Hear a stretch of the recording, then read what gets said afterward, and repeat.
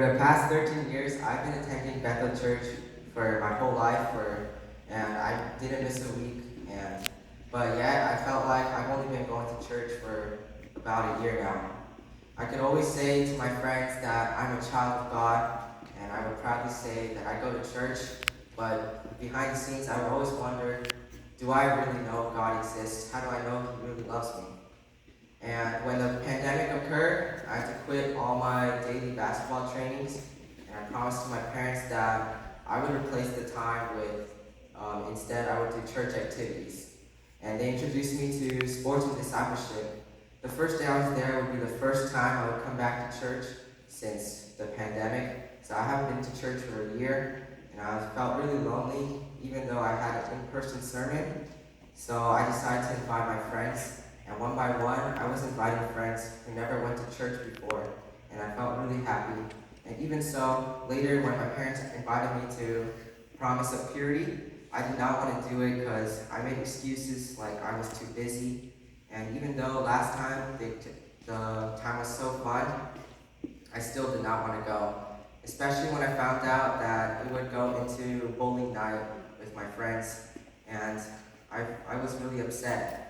But I think going to Promise of Purity was definitely one of the best decisions I've ever made. I learned so much, and I realized how little I knew, and the questions that I felt were so important but were unanswered were all answered during that time.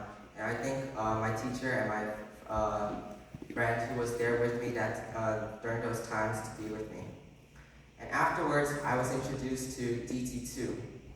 And school opened up again by now. I was doing basketball again, and again, I made excuses saying, I'm too busy, I can't do it. Even though I was playing video games all day and I was not spending time with God.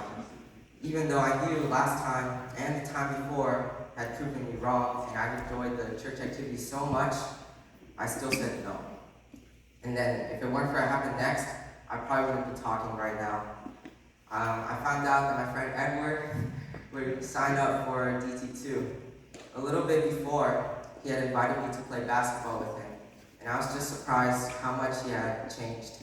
He wasn't even going to church anymore, and even when church opened up, he did not come back. And I told him that you should go to church, and church is a great opportunity.